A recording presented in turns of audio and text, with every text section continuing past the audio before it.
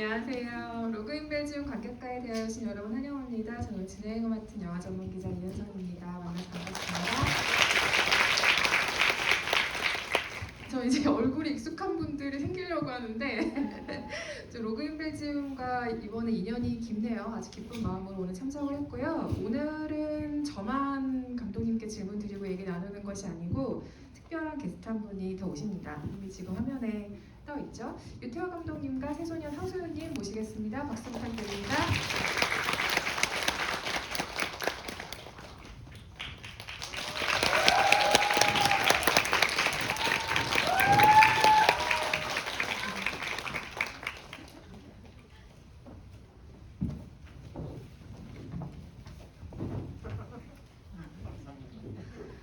네, 자리 정리하시는 동안 간단하게 안내 드리면요. 지금 스크린에 떠있는 QR코드를 촬영하셔서 들어오시면 오늘의 카카오 오픈 채팅방으로 들어오실 수 있고요. 궁금하신 점들, 두 분과 같이 이야기 나누고 싶으신 점들 남겨주시면, 깜짝이야. 나눠주시면 제가 같이 보면서 이야기 나눌게요. 여기도 익숙한 얼굴들이 계시네요. 네, 오늘 오신 관객 여러분께 인사 한 말씀씩 먼저 부탁드리겠습니다. 네, 안녕하세요. 로그인벨지움 만든 유태호입니다. 반갑습니다. 이렇게 주중에 이렇게 와주셔서 극장이 이렇게 꽉 채우셨네요. 너무 감사합니다. 오늘 촉촉한 날인데 오늘 같은 날이 좀 피곤하잖아요, 사실. 근데 이렇게까지 나와주셔서 너무 감사해요. 네, 안녕하세요. 놀러온 손님 황소연이라고 합니다. 반갑습니다. 제가 영화 관련해서 이렇게 이야기를 나누는 게 처음은 아닌데 이렇게 옆에 감독님을 모셔놓고 또 이야기를 하게 됐습니다. 쭉 떨리고요. 오늘 저는 이 작품과는 관계는 없지만 그냥 좀 놀러온 손님의 명분을 다하기 위해서 그냥 감독님과 수다를 떠는 그런 시간, 재밌는 시간 만들어 보도록 하겠습니다. 네. 저야 아시는 분들 아시겠지만 황소연 씨랑 여러 번 영화 관련 이야기를 나눴는데 오늘 재밌는 이야기가 끊기지 않을 것으로 기대를 해보고 저희 또 영화 파트너인 만큼 또 많은 생각을 정리해 오셨을 거라고 믿고 네, 시작을 하도록 하겠습니다. 일단 황소연 씨도 오늘 궁금하신 점을 언제든지 유태호 감독님께 여쭤보시길 바라겠고요. 일단은 영화를 어떻게 보셨는지부터 이야기를 해주셔야 본격적인 대화가 시작이 되겠습니다. 말씀해 주시기 전에 네. 궁금한 거 있어요. 네. 처음에 이렇게 파트너십이 되는 거 어떻게 됐어요? 어떻게 하다가 이렇게 되신 거예요, 처음에? 저희가 서로를 지목한 것은 아니고 영화사에서 연락을 네. 받았죠. 네. 그래서 갑자기 우리의 첫 만남을 얘기하게 그러게요. 되는데 그래서 지난해 개봉한 한국 영화가 있었어요. 찬실이는 북도만치라는 영화였는데 그 영화에서 김초일 감독님하고 황소연 씨가 오신다, 진행을 해줄 수 있냐라고 해서 오케이 이렇게 해서 달려갔던 게 첫 번째 맞아요. 만남이었죠. 그래서 여러 가지 이야기를 나누다 보니 이제 저의 영화 파트너가 됐죠. 네, 늘 은서 기자님이랑 같이 하고 있습니다. 그런 인연이었답니다. 영광입니다. 네. 어쨌든 저는 지난 개봉 전에 시사회 때 한번 보고 오늘 두 번째 로그인벨지움을 보는 건데요. 그때 영화를 초대받아서 보러 가게 되기는 했지만 끝나고 이런 얘기를 했던 것 같아요. 올해 본 영화 중에 되게 순수한 의미에서 제일 재밌는데? 라는 이야기를 했던 것 같아요. 제가 영화를 엄청나게 많이 봤던 건 아니지만 감사합니다. 그러니까 왜 그렇게 얘기를 했냐면 저는 유태호라는 사람을 잘 몰라요. 지금도 잘 모르고 우리가 서로 오랜만이에요 라고 얘기는 했지만 그 얘기도 이따가 하는 걸로 했지만은 어떤 사람인지를 잘 모르고 보게 됐는데 그냥 정말 하트를 꺼내서 보는 것 같은 그런 기분이 드는 거예요. 알지 못하는 타인이 이 사람의 하트를 꺼내서 보여준 느낌? 그래서 보고 나서 이 감독이랑 얘기를 좀 해봐야겠다 라는 생각이 제일 먼저 들었고 그래서 오늘 이렇게 이야기도 나누게 되고 오늘 한 번 더 봤는데 더 질문하고 싶은 것들이 많아지는 그런 순간들이어서 뭔가 작품이라고 생각도 했지만 그냥 이 사람이라고 생각하고 사람이라고 생각하고 봤던 것 같아요. 이 사람은 세계 사람 이런 기분이 들어서 오랜만에 되게 신선한 야채를 먹는 기분이었어요. 엄청 날것에 딱 밭에서 뽑아서 예쁘게 다듬어서 한 입 먹은 그런 기분으로 영화를 감상했던 것 같습니다.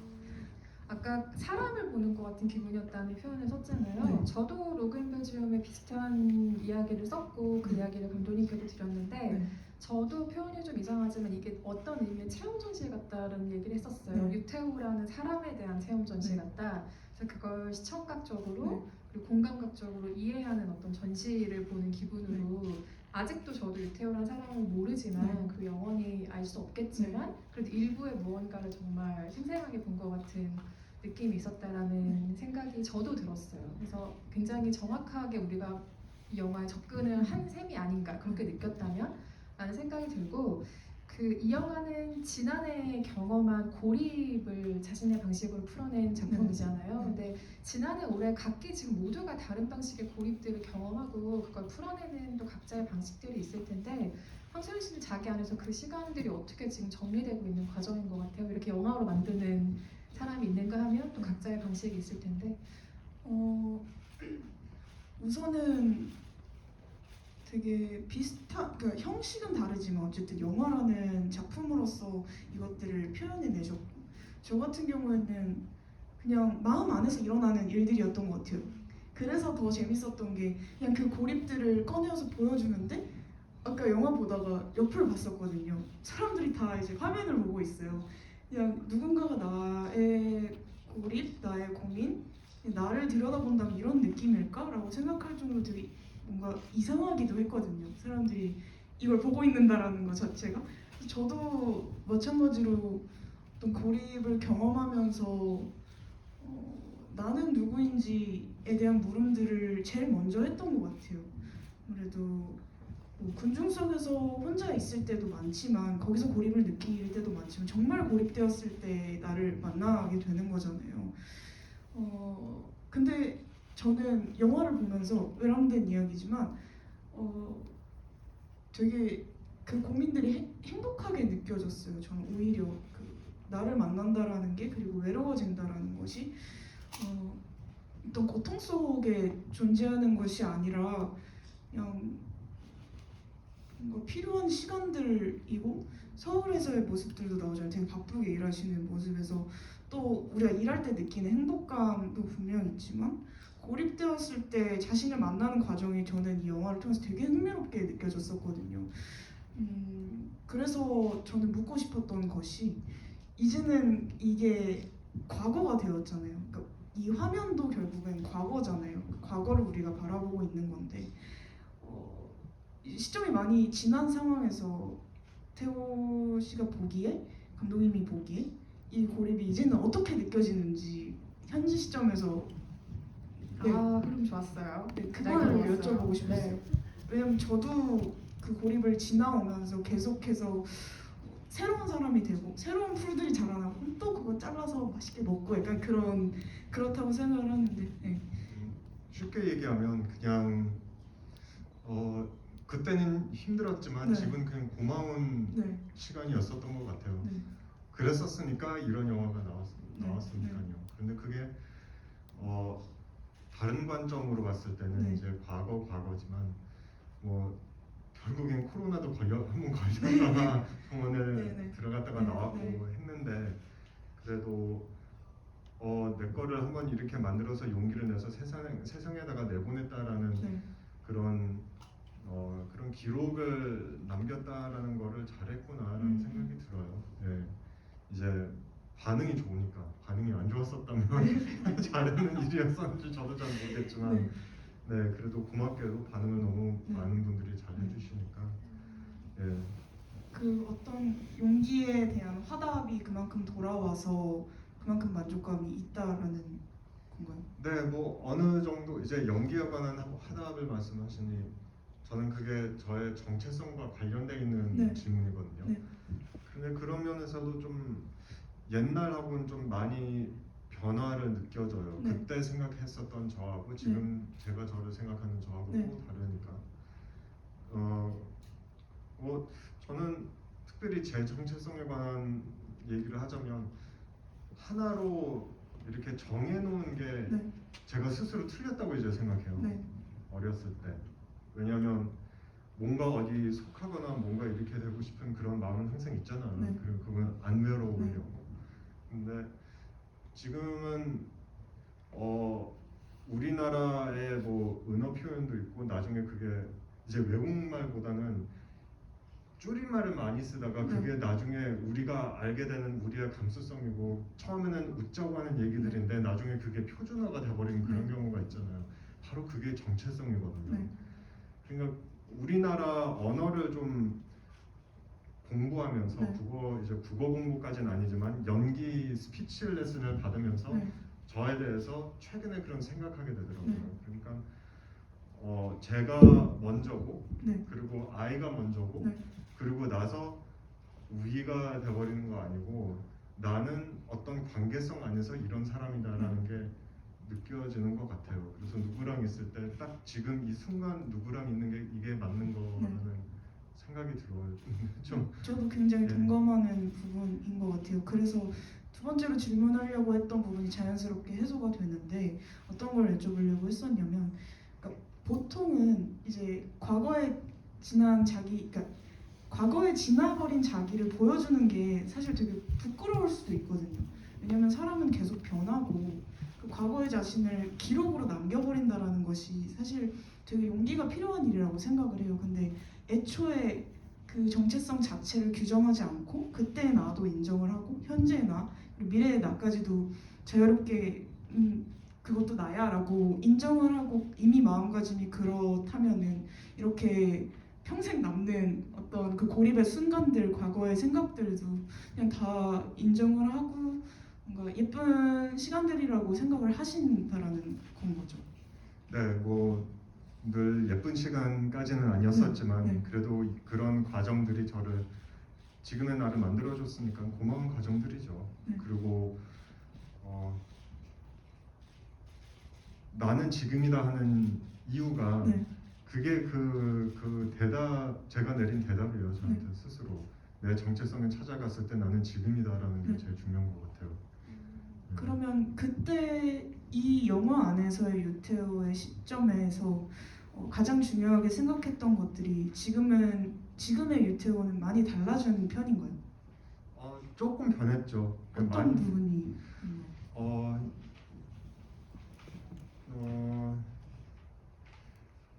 그러니까 제가 네. 카메라를 들고 저를 찍기 시작했을 때 전제적으로는 뭔가 연출하고 싶은 욕심이 있어서 그랬었거든요. 네. 그러면 왜 그런 욕심이 생기냐라는 제가 저를 스스로 질문을 하면 저도 솔직히 연출하고 싶은 마음이 있는 거예요. 네. 어렸을 때부터. 네. 그런데 그거를 공식적으로 못하니까 네. 이런 식으로 튀어나왔는데 네. 그래서 뭔가 해소될 줄 알았는데 네. 그런 욕심이 해소가 안 되는 거예요. 그러니까 이 길이 잘못됐나 제대로 됐나라는 거에 관한 그런 건 아니고 그런 생각이 아니고 그냥 이게 욕심에 관한 생각을 좀 다르게 생각하게 되더라고요. 내 욕심으로 시작한 건데 그리고 물론 이게 이런 이 영화의 정체성은 이제 관객들 앞에서 있으니까 물론 어떤 반응을 얻는데 그렇다고 이게 호의적이거나 반대로 안 좋았다고 가정을 하잖아. 이제 해봅시다. 이래나 저래나 제가 만들어서 내놨던 거에 비해선 제가 저기에 관한 이제 뭔가 제 아티스틱한 갈증이 죽여지진 않았어요. 저의 경험으로 해석하면 이런 느낌일까요? 저는 계속해서 저는 뮤지션이고요. 밴드 음악도 하고 음악하는 황소연이고요. 어쨌든 갑자기 정체성 혼란이네요. 네. 어떤 프로젝트를 끝내고 저는 앨범이라는 것이 결국엔 그 작품이 되는 거니까요. 앨범을 아무리 계속 내도 그 형식과 과정에 대한 갈증이 해소가 안 돼요. 저도. 그래서 막 온 힘을 다해서 쏟아붓고 나면 아 이제 끝났나? 라고 생각하다가도 이때는 이때다. 내가 최선을 다한 거였고 그 다음이 또 존재하고 난 또 그 다음으로 가야 되고 그 다음으로 가야 되고 그러니까 그런 어떤 갈증이랄까요? 그 욕심이라고 표현하시는 게 맞을 수도 있어요. 그 욕심들이 끊이지를 않아서 그게 저의 계속 갈 수 있는 어떤 원동력이 된다고 저는 오히려 생각을 했거든요. 그게 어떤 생각의 변화라기보단 애초에 그랬던 거죠. 그냥 모든 것은 갈증이었고 결핍이었고 그게 욕심이었고 그래서 저는 그런 마음가짐으로 저를 계속 움직여 왔던 것 같은데 그 연출을 하는 부분들 이런 창작을 하는 것에 욕심을 계속 가지는 갈증을 계속 가지는 부분들도 결국엔 이 작업들을 계속 해나가야 한다라는 어떤 반증이 아니었나 이 작품이 그렇게 혹시 생각을 하시는지 반증이란 단어가 무슨 말이죠? 제가 모르는 단어. 이제 네네. 증거 아마도 지금 이 상황에서는 제가 이제 표현하고 싶은 거를 다음 캐릭터에다가 넣어서 연기에다가 좀 집중을 할 건데 네. 하다가 보면 여기서 뭔가 좀 부족한 느낌이 있었고 뭐 이쪽 뭐 다른 작업했을 때 뭐 다른 표현이 안 됐고 이렇게 하면 그럼 또 쌓이다 보면 뭔가 또 튀어나올 순 있죠. 근데 그게 추상적으로 나올 건지 네. 그림으로 나올 건지 음악으로 나올 건지 영상으로 나올 건지 저도 잘 모르겠어요. 그런데 시대가 너무 변해서 네. 한 사람이 그냥 하나 가지고 전문가라는 게 그런 시대가 이제 아닌 것 같아요. 어떻게 나오든 간에 우리가 다 마음대로 할 수 있는 시대고 다 핸드폰으로 쓸 수 있고 뭐 다른 뭐 매체도 쓸 수는 있지만 거기에 관한 상징적인 고립감은 안 느껴져요. 네. 그런 느낌일 그런 이야기일까요? 요즘에는 뭔가를 규정한다라는 것 자체가 좀 무의미해지고 있다고 생각을 해요. 그렇죠. 그렇기 때문에 저는 이 영화를 통해서 뭔가 와닿았던 지점은 유태호라는 사람은 어쨌든 좀 전방위적이구나. 그 전방위를 어떻게 제 눈빛은 네. 나오셨구나. 동작 흔들리셨어요. 죄송합니다. 뭔가 프레이밍 되어 있는 아, 사람이 네네네. 아니구나. 규정. 네. 네. 규정되어 있는 사람이 아니고 그냥 이 유태호란 인물 자체로 뭔가 그냥 설명될 수 있는 것을 원하는구나. 그래서 뭔가 배우라는 직업을 가지고 있지만 궁극적인 형태는 어떤 인간으로서 보여줄 수 있는 창작 거기를 뭔가 이렇게 넘나들 수 있는 그런 형태를 계속 뭔가 만들어 나가고 싶은가? 네. 그런데 그런 그게 느낌? 제가 보기엔 이게 모든 인간의 네. 어떤 사람의 똑같은 네. 갈증인 것 같아요. 네. 우리가 이제 규정 뭐 프레이밍이라고 하면 그게 이제 어떤 카테고리라는 뭐 얘기하거나 어떤 사회의 롤이라고 하잖아요. 유태호는 배우. 네. 누구는 누구의 딸, 네. 누구는 누구의 부인, 네. 누구는 누구의 남편, 네. 의사. 네. 근데 그런 규정들이 Who are you 물었을 때 그게 그냥 그 사회의 포지셔닝에 관한 얘기하는 거지 내가 누구인가의 비잉에 관한 얘기는 안 하잖아요. 그러니까 거기에 관한 사고가 조금 제가 좀 다른 것 같아요. 네. 그 부분도 되게 공감하기 때문에 언급을 했던 것 같아요. 근데 저도 마찬가지로 저는 음악을 하고 있지만 다른 거에 뭐 갈증이 느껴져요? 네. 하고 싶은 거? 저도 비슷한 느낌인 것 같아요. 어떤 정체화되거나 규정되는 것을 좀 뭐랄까 견딜 수 없는 느낌이 들 때가 있었어요. 지금도 계속 그래요. 어떤 형태로든 창작하고 싶고 제가 뭐 글을 쓰던 영화를 만들던 뭐 그림을 그리던 그게 그 작품이 뭐 얼마나 견고하던 그냥 제가 만드는 작품들이고 어떤 매체를 선택한 것일 뿐이라고 생각을 하거든요. 근데 다만 저는 음악적인 재능을 가지고 있었고 거기에 대한 욕심들이나 열정이 있었고 그것들이 그냥 무럭무럭 자라서 저는 뮤지션이 됐다고 생각을 하고 또 감사하게도 팬분들이 사람들이 제 음악을 들어주고 사랑해주고 이렇게 커나가고 있다고 생각을 하는데 저도 궁극적으로 표현하고 싶은 것들은 어떤 규정짓지 않은 황소윤이라는 사람 자체로서 그냥 흔적을 계속 남겨 나가고 싶은 근데 그것들이 또 숭고한 편하게 말씀하세요.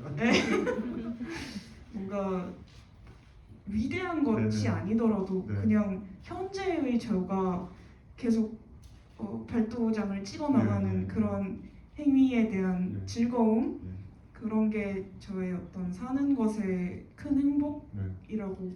생각을 해요. 그러면 듣다 보니까 그게 제가 오늘 진행자라고 소개했는데 저도 오늘 저를 규정하지 않아야 될 것 같아요. 예, 예. 그냥 저희 패널로서 갑자기 예, 예. 참여를 하면 근데 어떤 작업이든 두 분은 하실 수 있죠. 네. 그게 뭐 어떤 정말 프레임에 갇히지 않고 음악이든 미술이든 연기든 아주 다양하게 본인이 가진 창작적인 욕망을 풀어낼 수 있지만 문제는 그게 누군가 소통이 될 수 있느냐 없느냐일 네. 수도 있을 것 네. 같아요. 내가 여러 가지로 표현하는 건 나의 자유지만 그게 누군가 이런 식으로 소통이 된다면 아주 행복한 일이 될 것이고 그렇죠. 만약에 그게 소통까지 가지 않는다면 어떤 생각이 들까요, 두 분은? 그러니까 그냥 나 혼자 만들어냈는데 만족해야 되는 무언가에 그치는 상황들을 그래도 나의 창작의 욕망을 풀었으니 이걸 만족할 수 있을까를 생각해 보신 적이 혹시 있나요?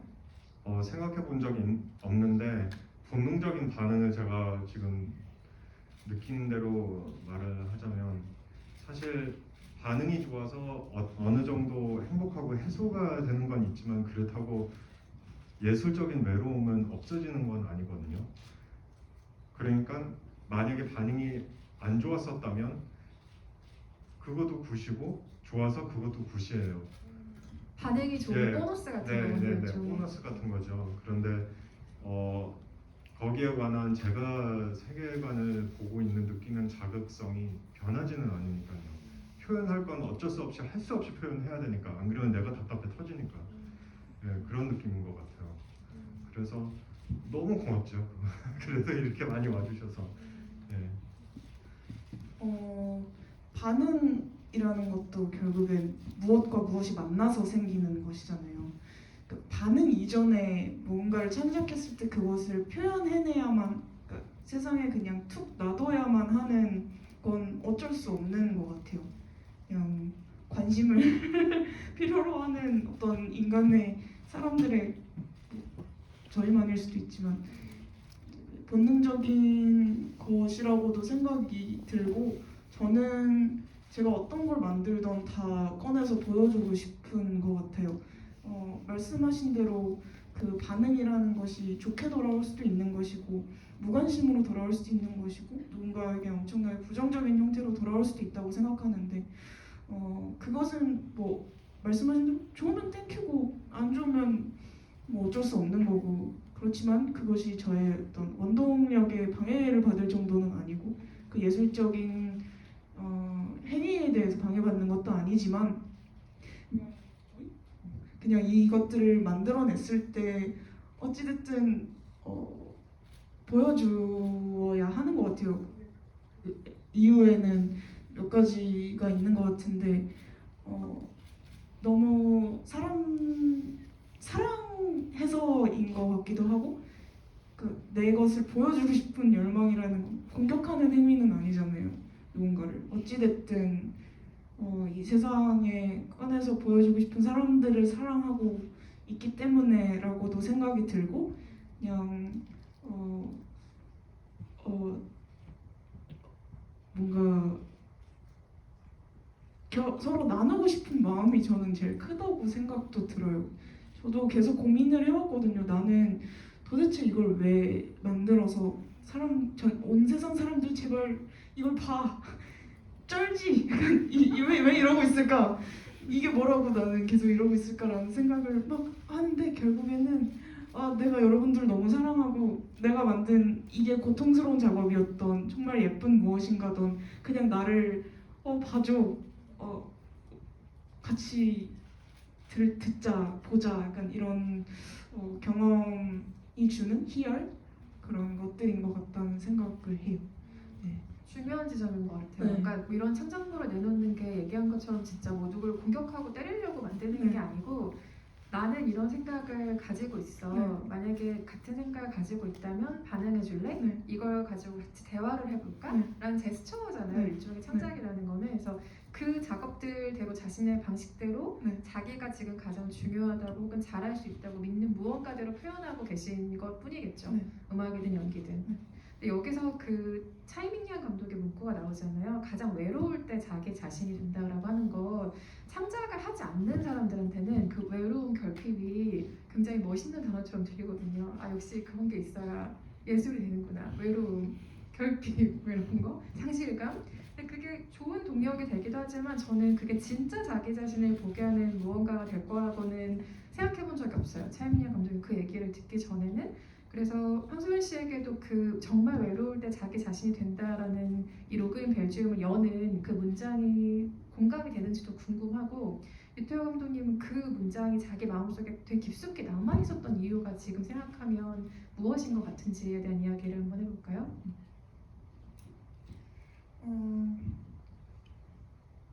근데 결핍이 없는 사람은 이 세상에 존재하지 않는다고 일단 생각을 하고요. 근데 그 결핍을 얼마나 감각적으로 느끼는지가 조금 다른 것 같기도 해요. 저는 창작자들은 일단 결핍에서부터 출발한다고 생각하기도 해요. 아직 재단하기엔 이르지만 현재 시점에선 그렇게 생각하는데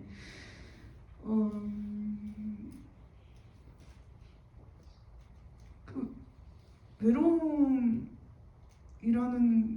것이 저는 부정적으로 해석되지는 않는 것 같아요. 외롭다라는 단어는 물론 정말 우울하고 외로워서 죽고 싶을 때도 당연히 있지만 그냥 저는 나를 만나는 어떤 시간이라고 생각하거든요. 뭔가 하루 일과 양치하는 것처럼 밥 먹는 것처럼 그런 시간은 충분히 필요하고 당연히 필요하고 그런 시간들이 정말 좋은 것들을 만들어낸다고 생각을 해요. 그 좋은 것들이 해피하다라는 게 아니고 그러니까 나의 언어, 나의 생각들 좀 자기중심적인 에너지들 그런 것들이 모여서 어떤 창작물이 되는 거고 어떤 돼지 저금통에 동전을 넣듯이 그 동전이 외로움이라고 하면은 외로움이라는 단어가 되게 요즘 들어서는 좀 감성적으로 들리는데 그냥 되게 근본적인 것을 얘기하는 건데요. 이렇게 넣다 보면 이제 돼지가 한 마리 완성되겠죠.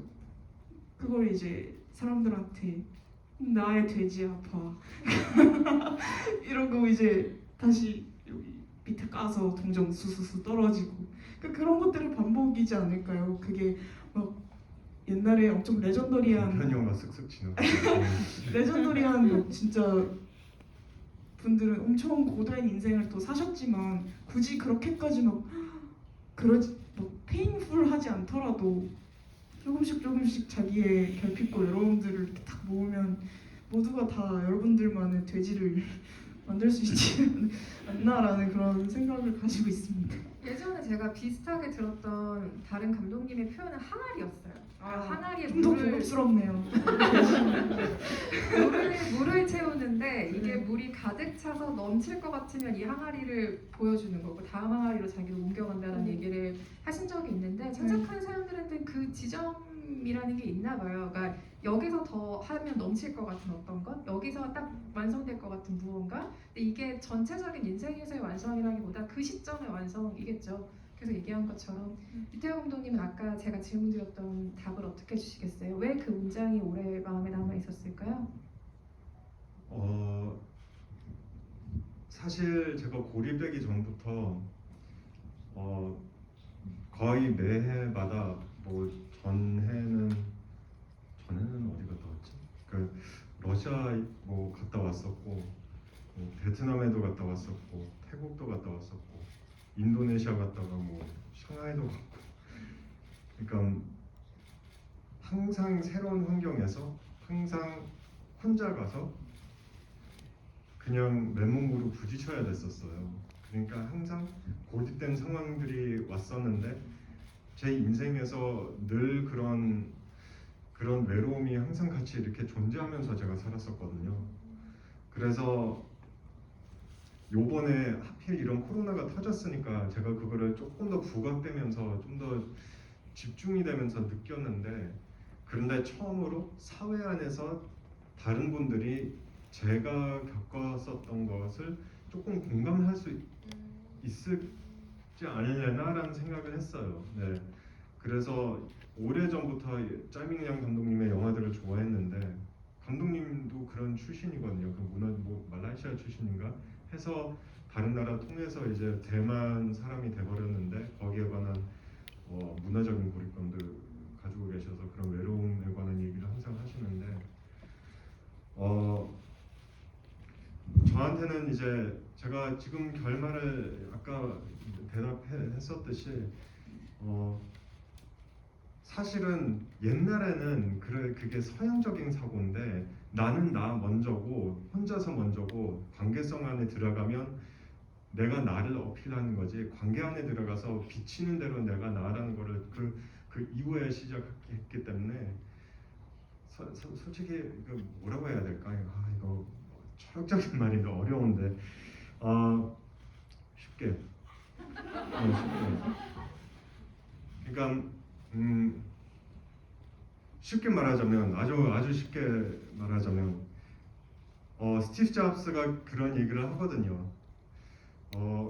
우리가 우리 세상을 만드는 건, 이제 우리 세상 안에서 사는 거는 나보다 머리 좋은 사람이 우리 세상을 안 만들었다. 그래서 내가 내 세상을 만들 수 있다. 그런 얘기를 했었거든요. 대충 코팅을 하는데, 그러니까 제가 제 정체성을 스스로 만들 수는 있는데, 저는 그게 오로지 서양적인 사고라고 생각해요. 그런데 짜이밍 양이 그런 얘기를 했으니까 너무나 동양적인 감독님이시잖아요. 그 영화를 보면. 그래서 그 안에서 어떤 동정심을 느꼈는데, 사실은 동양적인 외로움과 서양적인 외로움은 조금 다른 것 같아요. 네, 그래서 제가 느꼈었던 거는 이상하게 그 중간에 뭐라고 해야 될까? 그래서 제가 갤럭시 폰을 좋아하거든요. 왜냐면 아이폰의 이름이 I가 먼저잖아요.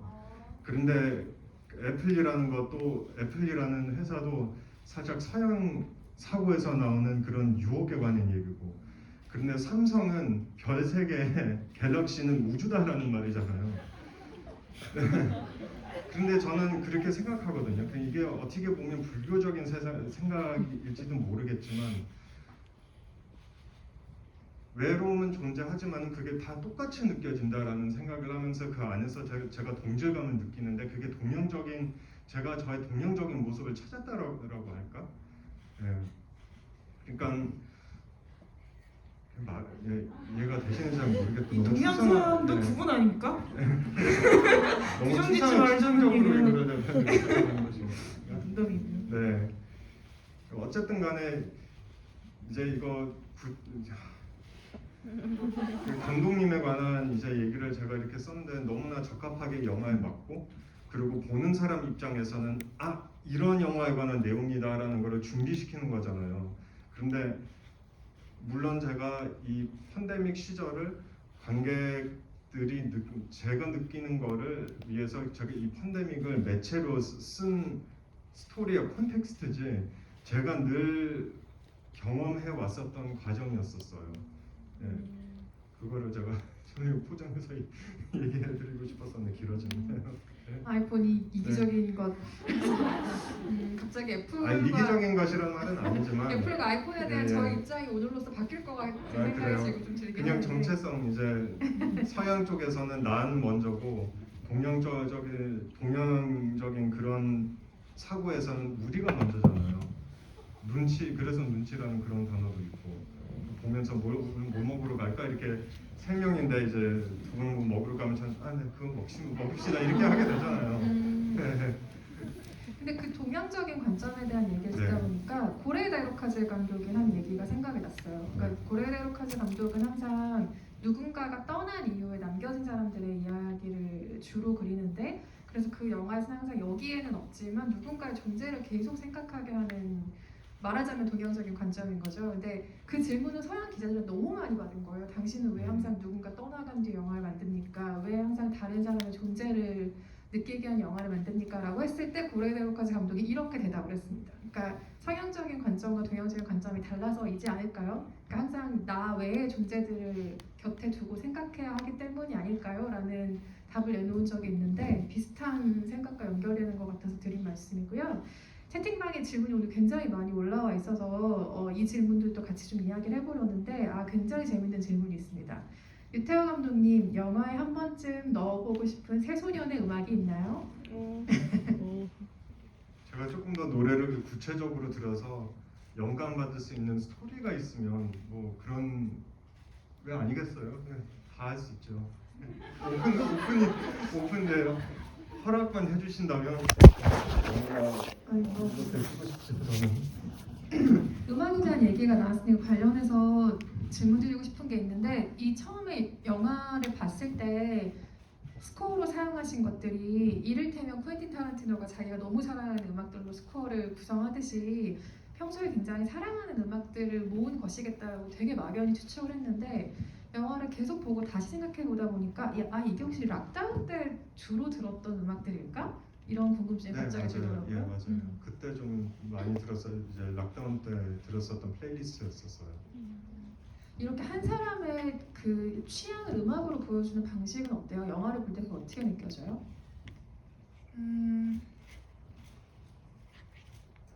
음악 얘기하니까 갑자기 말문이 막히네요. 다른 얘기는 술술해놓고 지금 뭐 대지적인 음악 뭐 이런 얘기가 얘기까지 제일 해놓고.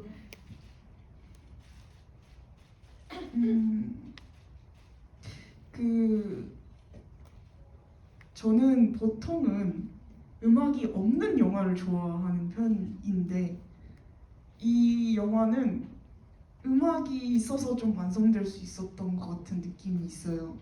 왜 그렇게 느꼈냐면 중간에 춤을 추시잖아요. 춤이라고 하기에는 마음속 말이 나왔어. 인정, 저- 인정합니다. 다음 배틀이라도 한번. 아무튼 저는 그 사람의 몸짓이 가장 그 사람을 보여주는 오리지널이라고 생각이 들 때가 있어요. 왜냐면 물론 우리의 제스처나 우리의 움직임이 학습된 것들도 있지만 결국에는 본인이 타고 태어난 대로 움직이고 산다고 생각하거든요. 그래서 저는 사람의 움직임을 보는 것을 되게 흥미있어하고, 그 사람이 말하는 거, 그 사람의 표정보다도 몸짓을 볼 때 제일 그 사람의 원초적인 것이 보여진다고도 생각이 들어요. 근데 그 움직임을 만드는 건 보통 음악이잖아요. 뭐 소리가 들릴 때 우리는 보통 움직이고 그 리듬에 맞춰서 그 멜로디에 맞춰서 몸을 움직이고 뭔가 어떤 모양들을 만든다고 생각하는데, 감독님이 고른 음악에 감독님이 자유롭게 몸짓을 한다라는 것이 저한테는 되게 흥미로운 지점이었어요. 왜냐하면 보통 감독은 페르소나가 있고 배우들이 움직이잖아요. 뭐 쿠엔틴 타란티노도 본인이 고른 음악에 본인이 춤을 막 추지는 않으니까. 근데 어찌됐든 제일 뭔가 해보고 싶었던 부분이기도 하고, 저 보면서 자기가 고른 음악에 진짜 자기 맘대로 저렇게 춘다고? 되게 유태오스럽다 라는 생각과 동시에 그렇기 때문에 가장 뭔가 처음에 제가 영화 어떻게 보셨어요? 했더니 하트를 꺼낸 것 같은 느낌이었어요. 그걸 좀 그 장면들에서 느낄 수 있었던 것 같기도 해요. 네, 그리고 어쨌든 막 전광판에서 이렇게 귀여운 것을 하시던 부분도 그렇고, 그건 좀 더 좀 가공된 그런 느낌이 있지만 아무튼간에 그래서 되게 좋게 봤던 것 같아요. 네. 저는 그 춤 얘기가 나와서 말인데 네. 이제 세 번째 로그앤벨 얘기를 하니까 제가 이제서 얘기할 수가 있겠어요. 아, 네. 그 춤추는 장면이라든지 하는 장면들이 네. 그게 좀 되게 유치해 보일 수 있거든요. 네. 그러니까 어쨌든 본인의 흥대로 움직이긴 하지만 보는 사람 입장에서는 뭐야 이렇게 생각할 수 있는 어떤 장치인데 뭐야 하셨나봐요. 뭐야 이럴 수 있는데 아니 제가 이제부터 왜 그게 좋았는지를 말할 참이에요. 근데 로그앤벨즈를 보고 제가 아직도 잘 모르지만 유태우 씨를 모르지만 계속해서 영원히 모를 것이지만 이게 이 사람이 가지고 있는 성정이라는 게 되게 맑고 예쁘다라는 생각을 그 장면에서 한 것 같아요. 왜냐하면 뭐야가 안 됐거든요. 그러니까 이 사람이 정말 뭔가를 꾸미고 자기를 너무 보여주고 싶은 멋에 취해서 한 움직임이라면 보는 사람들이 분명히 그걸 간파했을 맞아요. 거예요. 근데 여기 나와 있는 어떤 장면도 그런 느낌을 주지 않아요. 맞아요. 그래서 이건 정말 솔직한 이야기고 정말 꾸며내지 않은 무언가구나 라는 거 그 장면에서 저는 생각을 했습니다. 비슷한 얘기인 것 같아요. 제가 말한 어떤 그 원초적인 부분이라는 게 그 순수라는 예쁜 단어도 있는데 제가 왜 원초라는 더러운 단어를 썼을까요? 아무튼 그 정확한 단어인 거죠. 네. 네. 저도 딱 비슷한 맥락이었던 것 같아요. 본인이 움직임이었기 때문에 누가 뭐 안무를 짜준 건 아닐 거잖아요. 설마 알고 보면 막 사조 연습해가지고 네, 그런 뭐 연습실에서 그 헬스장 거울 보면서 네. 그러시진 않았을 거 아니에요. 그래서 예뻤던 거 되게 좋아하시네요. 아무튼 참고로 제 상상 속에서는 네. 저는 최고 멋있다고 생각했어요. 근데 이렇게 어쩔 수 없는 거죠. 제 한계죠. 뒤늦게 이런 얘기 들으시게 모아지면 멋있었어요. 근데 그 음악에 대한 얘기를 또 질문 주신 분이 있어서 연관을 한번 시켜보려는데 아롬사테오라는 대화를 쓰신 분께서 엔딩곡에 대한 이야기를 주셨어요. 가사가 약간의 좌절감이 느껴지는데 멜로디는 그렇지 않아서 그 갭이 굉장히 매력적이라고 하시면서 악보를 보지 못하는 걸로 알고 있는데 어떻게 작곡하시냐, 어떤 악기를 쓰셨냐 이런 얘기를 하시면서 여기 좀 봐봐요라고 하셨는데 어디 계신지 알아요 저희가 보죠. 여기 계신군요. 네, 아롬사테오님을 보시면서 답변을 부탁드리겠습니다.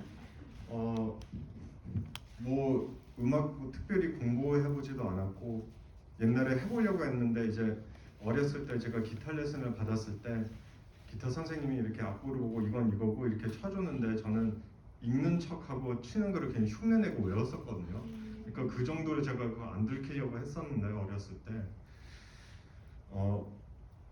그래도 적어도 이제 코드의 진행을 들으면 이거는 팝 튠이고 좀 즐거운 이렇게 좀 사람의 분위기를 이렇게 업시키는 노래고 이런 거는 좀 다운이고 이거는 좀 슬픈 마이너 튠들이라고 이제 얘기하잖아요. 근데 저는 그래서 이제 좋게 느끼셨던 그런 결합에 관한 매력을 저도 시나리오를 그런 식으로 해석을 하거든요. 연기했을 때도. 그러니까 재미있는 밝은 노래 네 박자를 제거해서 첫 번째 슬픈 요소를 넣자면 박자에서 세 박자를 월츠로 만드는 게 이제 첫 번째 슬픈 요소거든요. 하나 둘 셋 하는 게 뭔가 룰라바이가 한국말로 뭐죠? 예. 네. 그래서 거기에다가 이제 슬픈 내용을 넣으면 내용은 슬프지만 뭔가 이제 기분 좋은 멜로디니까 그 안에서 이제 멜랑콜리가 딱 이렇게 탄생한다는 사고를 갖고 있거든요. 그래서 대부분 마이너 멜로디도 만들었을 때 힘차게 만들면 되게 힙합 멜로디도 같기도 하고 그리고 거기에다가 긍정적인 얘기를 담으면 뭔가 와 힘내서 차 나가자 이런 느낌도 될 수도 있고 네 그래서 그렇게 썼었던 것 같아요. 네, 그 곡도. 저보다 훨씬 더 분석적이고 구조적이고 프로페셔널하신데도 그냥 같은데요? 느끼는 대로 얘기를 표현할 거니까 뭔가 아는 건 아니고 감각을 네. 어떤 언어화 시키시는 걸 되게 네. 잘하시는 것 같아요. 저는 그래서 저도 베이룻 같은 밴드를 좋아하고 그러니까 종종 그런 밴드들을 좋아해요. 조금 더 구조적이고 그거보다는 힙합 아티스트들도 네. 보면 어떤 분들은 되게 긍정적이고 겉돌고 그냥 재밌는 표면적인 아니면 뭔가 이렇게 상품 이제 무슨 네. 무슨 뭐 업체에 관한 얘기를 네. 많이 한 사람들이 있는데 그것도 그거 나름대로 좋아요. 단지 그거를 어떻게 곡에다가 포장해 네. 해놓았냐에 네. 따라서 네. 네 그러니까 장르는 다 뭐 아무 장르 다 될 수가 있는데 네, 연기할 때도 뭔가 오로지 행복하면 출발점 이제 결말이 감독님한테 그래서 항상 결말에 관한 질문을 하거든요. 핵심적으로 감독님 이 영화에서 무슨 표현을 하고 싶어요? 이렇게 물어보면 그게 한 문장에 정리가 되면 제가 연기 해석을 그러면 그 반대 감정으로 보여주려고 해요 처음부터. 그래야 그 캐릭터의 기승전이 보이니까요. 이런 사람이 저렇게 될 수 있다고? 뭐 예를 들자면 그래서 이제 영어로는 컨트라스트라고 네, 하는데 네. 한국말로 그런 어떤 단어죠? 콘트라스트. 컨트라스트. 콘트라스트. 콘트라스트. 네. 네. 네. 그 콘트라스트를 대비. 좋아해요. 네. 네. 손이 이렇게 되네요. 네. 그러면 궁금한 게 그 멜랑콜리라고 하는 부분이 결국에는 뭐 영화에서도 얘기했다시피 슬픔과 아름다움이라고 말씀을 하셨는데 그것들을 어떤 의도적으로 만들 수 있다고 생각을 하시는 건가요? 제가 봤을 땐 누구나 만들 수는 있지만 네. 근데 그게 이제 머리로 이해해서 만드는 게 네. 대부분 듣는 사람 입장에서 가슴에 안 찔러요. 네. 그러니까 그분이 그 만드는 사람 입장에서 그거 가슴으로 느꼈을 있어서 만들어진 거면 저도 들었을 때 그게 느껴지더라고요. 네. 저도 그래서 여쭤보는 것 같아요. 저는 그 멜랑콜리라고 하는 것은 물론 어떤 이성적인 사고와 논리를 발휘해야 될 때도 있지만 그 시작점은 결국 어떤 감각이라고 생각하거든요. 감각, 네. 감정, 어떤 그런 기분들. 그래서 어쨌든 연출이라는 단어도 쓰셨고 그 음악을 만들 때의 아까 막 설명해 주셨던 어떤 기분을 만들려면 이런 식으로 만들어야 된다라고 하는 부분들을 뭔가 먼저 설정을 해 놓으셨던 건지 아니면 그 감각에다가 이름을 붙이셨던 논리와 이성을 붙이셨던 건지가 궁금해서 저 같은 경우는 지금도 제가 그 곡을 어떻게 설명할 수 있을지 모르거든요. 예를 들면 어떤 기분을 가지고 만든 곡들을 이렇게 이런 식으로 여기선 사람들이 이렇게 느끼니까 이렇게 만들었어요라고 설명을 아예 못해요. 그냥 어쩌다 보니까 이렇게 나왔네요라고 막 이렇게 이야기할 수 있는 부분이라서 그래서 훨씬 더 설명을 잘 해주시는 것 같아서 근데 그게 물어봤어요. 정답인 것 같아요. 막상 저도 만들었을 때 어쩌다가 이렇게 제가 좋아하는 취향들 네. 그리고 제가 생각하는 제 목소리의 톤에 네. 장르랑 이렇게 부딪혔을 때 네. 어떤 느낌이 날 것인가에 관한 계산 가지고는 안 해요. 나중에 만들다가 보니까 네. 한번 이렇게 들어보면 네. 이런 느낌에 이런 장르가 좀 살짝 부딪혀서 이런 느낌이 조금 더 잘 느끼게 되네. 그런데 감사하게도 제가 먼저 그거를 느꼈었기 때문에 그렇게 네. 나왔으니까 네, 뒤에 가서 붙이는 거죠. 저도 그냥 처음에 만들었을 때 네. 그러진 않아요. 만들면서 결과가 달라지는 것, 톤앤매너가 달라지는 것도 영화이기도 하죠. 이 영화야말로 그랬을 거예요. 서울 과정을 붙이면서 애초에 생각했던 방향과는 좀 달라졌을 텐데 관련한 질문 주신 분이 계세요. 엔트워프에서 테오가 죽고 신테오, 그러니까 갓 테오가 뉴 테오가 되는 이야기를 생각하셨다고 말씀하신 적이 있으십니다. 네. 영화를 그렇게 만들었다면 서울 내용이 많이 달라졌을까요? 특히 마지막 장면이 어떻게 바뀌었을까요? 라는 질문 주셨어요. 너무 좋은 질문이네요. 제가 원래는 이 영화를 만들었을 때 한국 분량까지는 생각하지 않았고 벨기에에서 그 태호가 죽고 신으로 남아있다라는 이 마지막 실루엣을 제가 만들려고 했었거든요. 그런데 이제 주변 사람들이 그래도 이거 좀 긍정적으로 끝내야 사람들도 봤을 때 좀 더 이렇게 좀 편하게 볼 수 있다라는 얘기를 듣고 사실 만에 하나 죽었다는 설정을 하면서 솔직히 그 트랜지션에 서울에 도착했을 때 하얀 뭔가 이렇게 입고 그냥 차 안에서 이렇게 있다가 딱 한국으로 넘어오잖아요. 그 사이에다가 그냥 한국에 그냥 그 신태호 옷에 도착했고 그 옷을 벗고 이제 저의 장인 장모님을 만나러 갔었다면 딱 그 설정이 이렇게 바뀌거든요. 머릿속에서 한 사람이 남아있고 저 사람이 왔네. 근데 저 다른 사람이 어딨지? 그러니까 어떻게 보면 조금 더 뭔가 레이어를 하나를 더 넣을 수는 있었겠지만 그게 너무 복잡했을 것 같아요. 너무 복잡했을 것 같아요. 예. 그러니까 어떻게 보면 조금 더 아트 영화지만 좀 더 상업적인 구조죠. 네, 조금 더 편하게 볼 수 있게. 그래서 지금과 같은 결말이 나왔을 것 같아요. 어쨌든 남겨두고 떠나가는 네. 태호의 모습으로 마무리가 네. 지금은 되어 있죠. 네. 이 질문도 굉장히 흥미롭네요. 스타로서의 유태호가 후반부 장면이겠죠. 유태호가 네. 등장하는 장면을 보면서 답변에 대한 태도가 궁금해지셨다는 분이 계세요. 그러니까 그 많은 카메라와 뭐 저 같은 기자들이 요구하는 질문이 있는데 매번 같은 답변을 하시는지 혹은 매번 다른 정체성으로 다른 답변을 하시는지 궁금해요. 왜냐하면 매번 같은 답변을 하는 것도 이상하고 그렇다고 다른 답변을 하는 것도 이상할 것 같아요. 그러니까 같은 답변을 계속하면 내 안에 다른 나를 무시하는 기분이 들고 그렇다고 매번 다른 답변을 하면 일관성이 떨어지는 문제이기 때문이죠. 이제 많이 어려워요.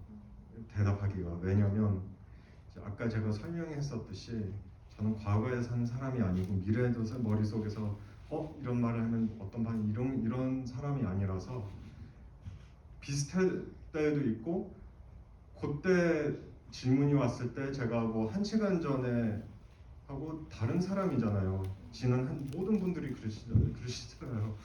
2시간 전에 경험했었던 그 2시간 안에 경험하셨던 게 지금의 나의 자아하고 아까 나의 자아하고 다른 자잖아요. 뭔가 경험해왔으니까. 그러니까 모든 거에 같은 질문에 답변이 달라질 수밖에 없는데 그건 그때 제가 생각날 때 지금 생각나는 거에 관한 진솔하게 표현할 뿐이지 만에 하나 그것 때문에 옛날에 이런 얘기했고 지금 다른 얘기하냐 하면 그게 제가 제 세계관 안에선 그게 해답이 아는 말이에요. 그냥 그럴 수도 있지 이렇게 대답할 수밖에 없고 사차원이 돼버리는 거예요. 그런데 그러니까 어떻게 보면 제가 이런 시간 관계 안에서 안 산다는 게 이게 그렇게 다 해드릴 수밖에 없어요. 그냥 지금 제가 느끼는 거를 같은 질문이더라도 진솔하게 표현하려고 하고 거기에 다 하려고 하는 거죠. 너무나 공감 가는 네. 이야기입니다. 이거는 직업적으로 제가 고민하는 것과도 굉장히 연결돼요. 네. 왜냐하면 두 분은 답변을 하시는 분이지만 저는 질문을 하는 사람이잖아요. 네. 그러면 인터뷰를 하는 작업이 때로는 가장 극단적으로 설명하면 쓸데없는 작업처럼 느껴질 때가 있어요. 왜냐하면 나는 지금 이 사람을 굉장히 잘 안다고 착각하고 있는 거죠.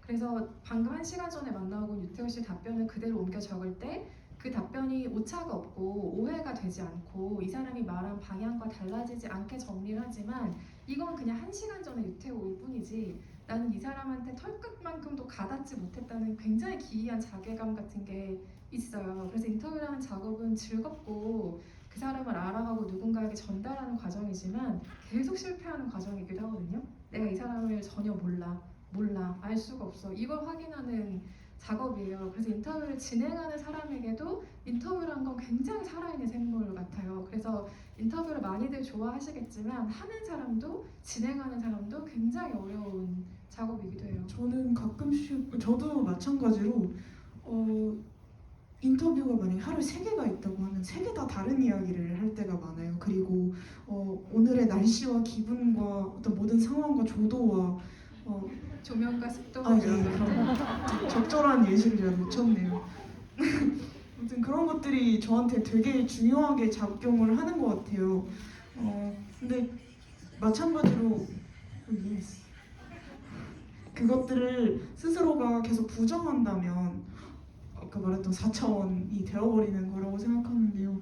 그냥 그건 그때 나고 난 현재 살고 현재 굉장히 충실하는 인간이야 나는 사람이야 그것만 가지고 있다면 저는 다 되는 것 같아요. 그것에 대한 두려움이 커서 일관되게 대답할 수밖에 없는 것 같기도 하거든요. 저는 근데 정말 현재에 충실한다면 그냥 지금 보이는 것들에 대해서 있는 그대로 정말 털어놓을 수 있다고 생각을 해요. 근데 너무 허무해하지 마세요. 맞아요. 그래서 인턴을 읽으시는 분들도 아 여기선 이렇게 답했는데 여기선 이렇게 대답했네라고 보시기보다 조금 더 자유롭게 열어서 이 맞아요. 사람을 상상하는 방향으로 읽어주시면 좋겠어요. 그러면 더 열려 있는 질문과 답들이 가능하지 않을까라는 생각도 그게 듭니다. 그리고 오히려 생각이 되게 유연하게 흘러간다라는 걸 보여주는 거기도 하거든요. 그쵸. 네. 창작자의 아티스트의 입장에서는 늘 일관적이지는 않잖아요. 당연히 어딘가로 흘러가는 것이 창작인 거고. 그래서 저는 오히려 그런 부분들이 훨씬 더 유연하고 뭔가 좀 더 생명력이 있는 것 같다라는 생각이 들어요. 관련해서 이 질문을 마지막으로 드려보겠습니다. 연기로의 접속이 현재 유태훈님을 지금 더 여기에 집중할 수 있게 만들어준 것 같아요. 그래서 드리는 질문입니다. 지금 여기에서 오늘 유태호 감독님의 마음은 어떠신가요? 라는 굉장히 인상적인 질문을 주신 분이 계시네요. 저는 너무 마음이 따뜻하고 고마운 마음이고 그리고 뿌듯함이 느껴지고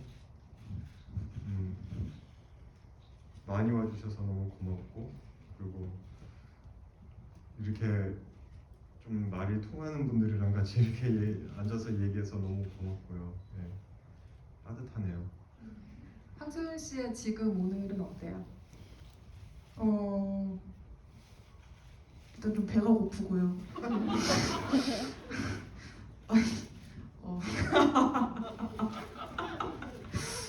그 태호 왜 이렇게 좋아하세요? 너무 좋아하시. 태호님을 맨날 간접적으로만 보다가 우리가 2주 전인가 처음 봤는데 저를 딱 처음 봤는데 갑자기 오랜만이에요 이러는 거예요. 그래서 네? 저 처음 보는데요? 그랬더니 아니 오랜만에 본 것 같아서 이런 얘기를 했었어요. 그래서 그게 저한테 되게 인상적이어서 그 얘기 때문에 제가 이 자리에 있는 것 같거든요. 아니 사실 네. 제 배우자랑 좀 친분이 있어서 네. 제가 혼자서 작업하러 나갔을 때 우리 집에서 놀고 먹고 이제 집 보내는 그런 사진들하고 영상들도 보내주고 잠깐 영상 통화도 했었던 맞아요. 기억도 나네요. 그런데 이상하게도 제가 이제 배우 하다가 보니까 어떤 상황 설정과 어떤 캐릭터의 과거를 만들잖아요. 네. 그래서 그거를 믿고 설정을 해놓고 연기를 해야 되니까.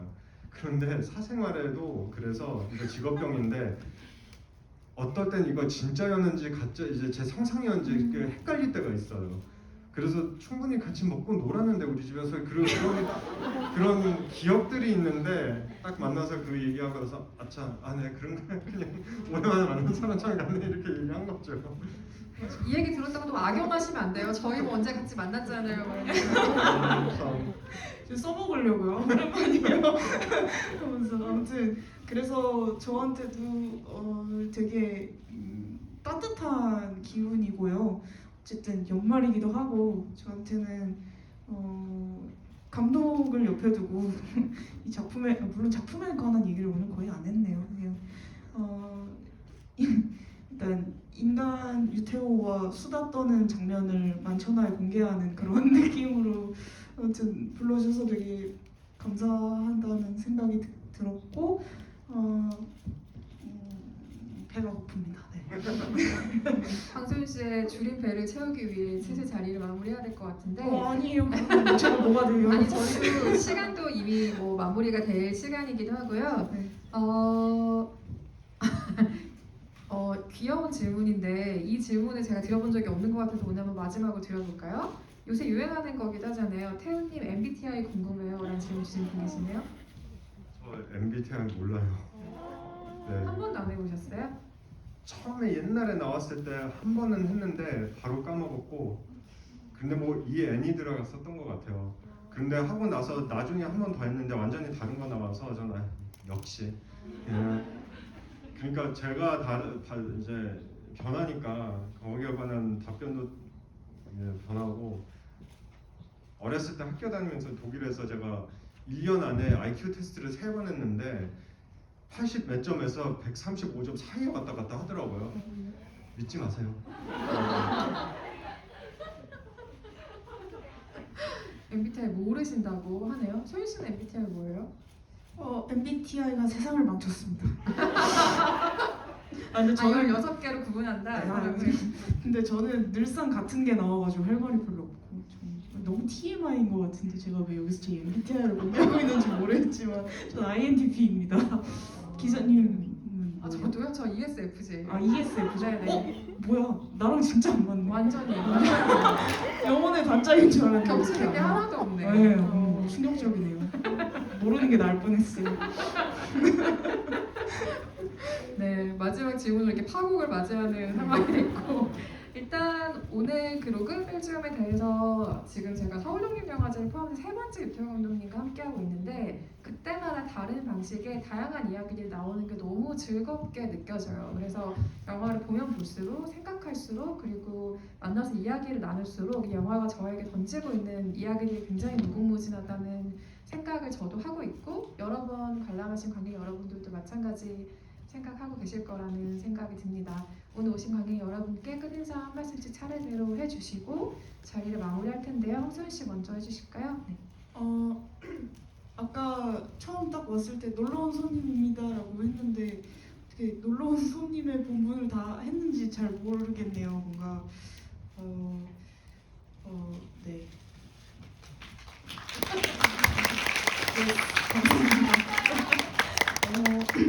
GV도 워낙 많이 하셨을 테고 이제 더 이상 할 말이 없으면 어떡하지? 제가 뭔가 어쨌든 지금까지는 답변하는 그런 상황들이 많았는데 어쨌든 질문을 던지고 뭔가 대화를 나눠야 되는 상황에서 고민이 좀 많았던 것 같은데 다행히 되게 너그럽게 재밌는 이야기 많이 해주셔서 본분을 저 스스로도 좀 다 한 것 같아서 오늘 다행이라고 생각이 들고요.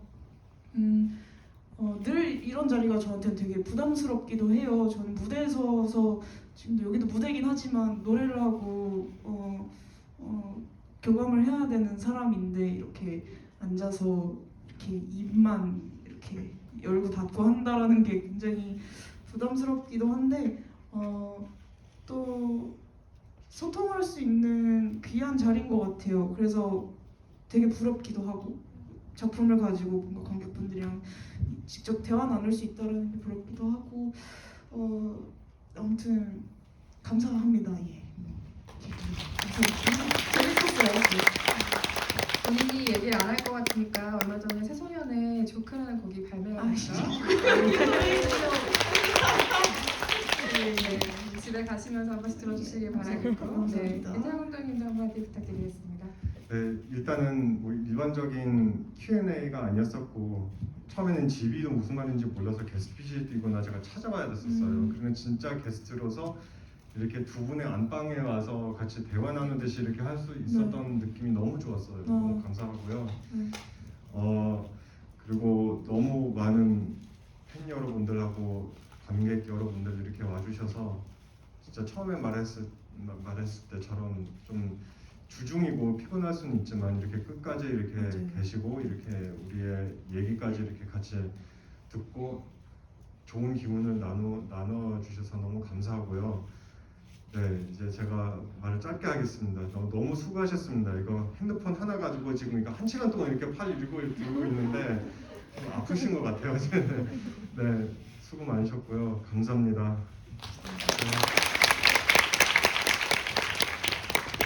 진행하는 동안에 유태우 씨의 사랑 N9 스태프로부터 저한테 급히 연락이 왔습니다. 끝나고 저희 관객들이랑 같이 사진을 좀 찍으면 어떨까라는 제안을 받아서요. 네, 저희 자리 정리하고 관객들과 사진 함께 촬영하고 자리 마무리하도록 하겠습니다. 잠시만요. 사랑해 유태요.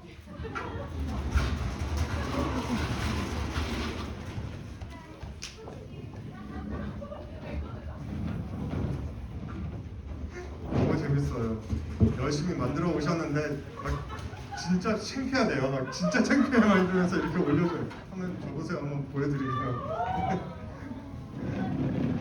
너무 크게 만들어서.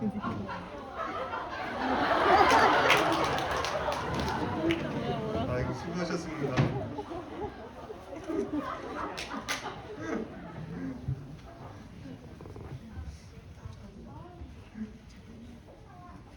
감사합니다. 네.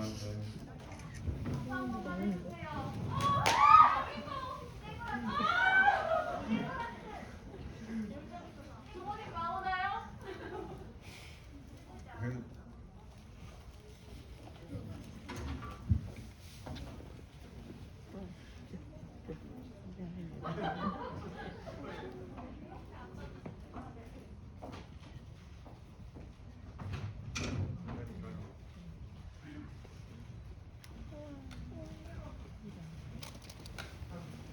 저희가 이거 엔라인플랜 SNS에 올라갈 수도 있어서 혹시 원하시지 않을지 얼굴 살짝 봐주시면 될 것 같습니다.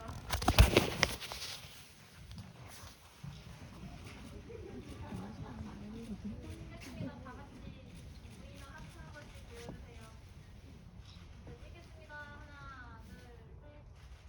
한 번만 더 찍을게요. 하나, 둘, 셋.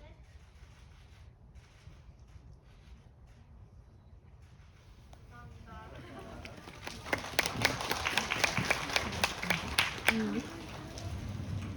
감사합니다.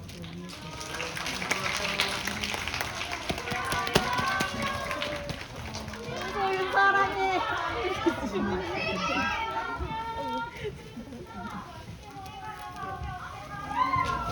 오, 되게.